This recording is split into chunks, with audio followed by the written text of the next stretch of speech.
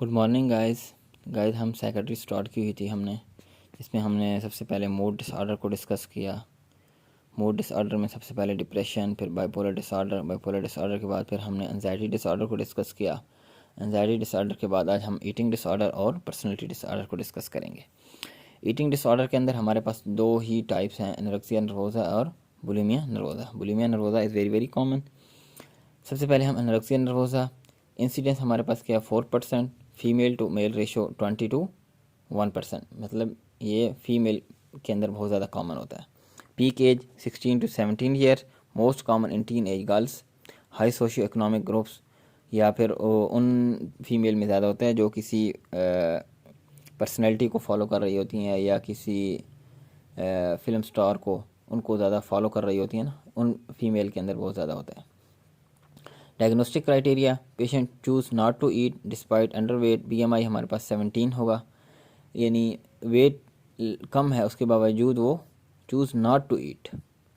Disturb perception about the body weight, patient feel fat and obese despite thin and thin. हालांकि patient बहुत कमज़ोर है लेकिन उसके बावजूद वो ऐसे महसूस कर रहा है कि जैसे वो बहुत ज़्यादा फैटी है। Intense fair of getting obese, amenorrhoea हो जाएगा मोर देन 3 मंथ।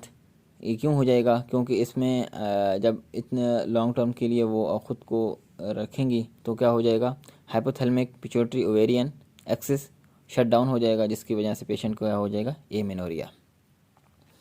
कम्प्लिकेशन क्या हो सकती हैं? डिक्रीज ब्लड प्रेशर हो सकता है, डिक्रीज ग्लूकोज हो सकता है, इलेक्ट्रोलाइट इम्बैलेंस हो सकते हैं, फेंटनेस हो सकती है, सिनकपी हो सकती है, हाइपोकैल्सीमिया हो सकती है, insensitivity to cold, suicidal thoughts and attempt. Even इस लेवल तक चली जाती हैं कि वो उनके अंदर सुसाइडल थॉट्स और अटैम्प्ट आना शुरू हो जाते हैं। इसको इस तरह के पेशेंट को हमने मैनेज कैसे करेंगे? Admit the patient, behaviour therapy करेंगे, कॉग्निटिव थेरेपी करेंगे, इसके साथ start anti depressant drug fluoxetine, SSRI anti depressant हो जाएंगी। फिर इसके साथ हम nutritional rehabilitations, IV, oral, nasogastric tube, total parenteral nutritions, या हम इसको न्यूट्रिशन देंगे इसको। नंबर 1, हमने इसका वेट कितना, aim to be weight gain at the rate of 1.5 kg per week. हर हफ्ते में हमारा पेशेंट का जो वेट है ना वो 1.5 kg बढ़ना चाहिए। फिर इसके अलावा जो इसकी कम्प्लिकेशन थी हमारे पास, उन कम्प्लिकेशन को ट्रीट करेंगे। और इसके अलावा अगर पेशेंट सुसाइडल अटैम्प्ट कर रहा है तो उसमें हम क्या करेंगे, इलेक्ट्रोकन्वल्सिव थेरेपीज़ यूज़ करेंगे। दूसरी हमारे पास है bulimia nervosa. Bulimia nervosa is very very common. Prevalence क्या है? 10%। 10% young female, both male and female दोनों को इफेक्ट करती हैं, लेकिन एनोरेक्सिया नर्वोसा मोस्टली फीमेल को अफेक्ट करती है। डायग्नोसिस क्राइटेरिया क्या होगा? Eat episode of repeated binge eating. वहाँ क्या है कि patient choose not to eat, यहाँ पे इतना ज़्यादा खा रहा होगा। Episode of despite binge eating, feeling of sense of lack of control during binging, यानी वो जब खा रहा होगा उसको अपने आप पे कंट्रोल नहीं होगा। Regular use of mechanism to overcome, जब वो खा चुका होगा तो फिर उसको एहसास होगा कि मैंने ये क्या किया, फिर ये वो क्या करेगा, insertion of finger in throat to stimulate vomiting, फिर वो वोमिटिंग को स्टिमुलेट करने के लिए अपनी उंगलियां बार बार गले के अंदर डाल रहा होगा। एग्जामिनेशन के अंदर हमें क्या नज़र आएगा? रोसल साइंस होगा, basically callus formation in knuckles, repeated trauma by incision, बार बार जब उंगली डालेगा तो ट्रोमा होने के चांसेस ज़्यादा होंगे। Persistent concern about to body weight, BMI यहाँ क्या होगा, वहाँ क्या है BMI लेस देन 17, यहाँ BMI हमारे पास क्या होगा, मोर देन 17। इसके अलावा पेशेंट के बैग के अंदर डायूरेटिक या लैक्सेटिव वगैरह भी मौजूद होंगे, वहाँ भी सेम पेशेंट के बैग के अंदर हमें डायूरेटिक, लैसिक्स वगैरह, इंजेक्शन लैसिक वगैरह वहाँ मौजूद होगा, लैक्सेटिव या डोफालैक्स, B-लैक्ट जो हमारे पास सिरप आते हैं कॉन्स्टिपेशन के लिए, तो वो उसके बैग के अंदर मौजूद होंगे। इसकी कम्प्लिकेशन क्या हो सकती हैं? हेमाटिमेसिस हो सकती है, क्योंकि बार बार उंगली डाल रहा है, हेमाटिमेसिस हो गई। फिर या एसोफेजियल रप्चर हो सकता है, painless enlargement of salivary gland हो सकते हैं। इसके अंदर भी जो हमारी ट्रीटमेंट है कॉग्निटिव थेरेपी या बिहेवियर थेरेपी हो सकती है, या SSRI एंटी डिप्रेसेंट। SSRI। ये हमारे पास हो गए ईटिंग डिसऑर्डर। इसके बाद आ जाते हैं personality disorder. It is the chronic life long rigid mental attitude of person being developed subconsciously. Subconsciously उसके अंदर एक एटीट्यूड, मेंटल एटीट्यूड जो है ना वो डेवलप हो गया है।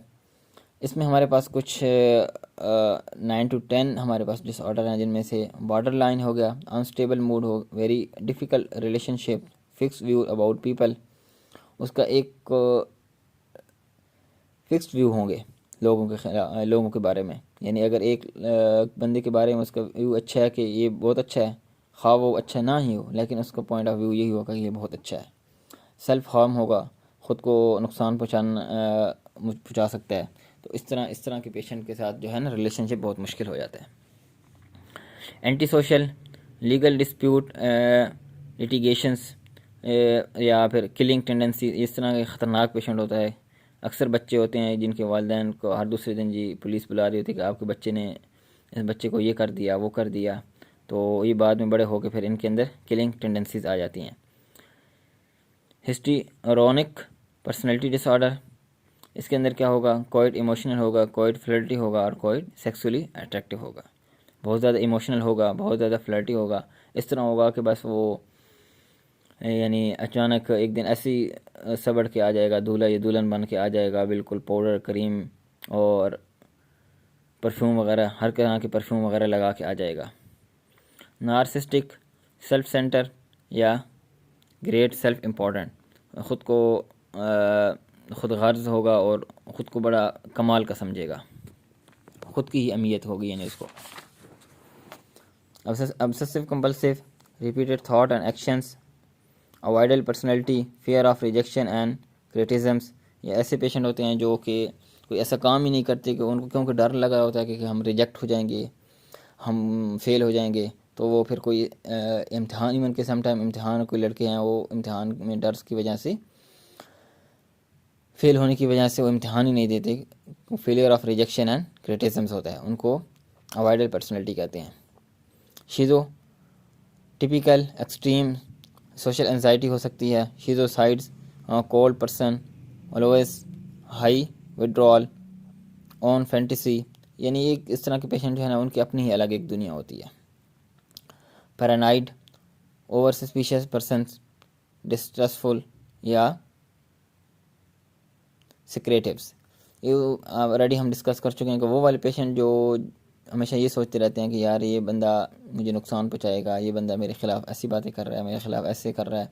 तो वो ख़ुद हमेशा हर टाइम टेंशन में रहेगा, दूसरे लोगों के ख़िलाफ़ उसकी अलग ही डिफरेंट पॉइंट ऑफ व्यू होंगे। डिपेंडेंट पर्सनैलिटी डिसऑर्डर, इसमें पेशेंट जो है बिल्कुल डिपेंड कर रहा होगा अदर पे और अपने इवन के छोटे से स्मॉल डिसीजन भी नहीं कर पा रहा होगा। ट्रीटमेंट क्या हो जाएगी, साइकोडायनामिक थेरापीज़ यूज़ करेंगे और अगर ये कोई भी इनमें से एक डिसऑर्डर जो है पिक हो जाता है तो इजीली मैनेजेबल है।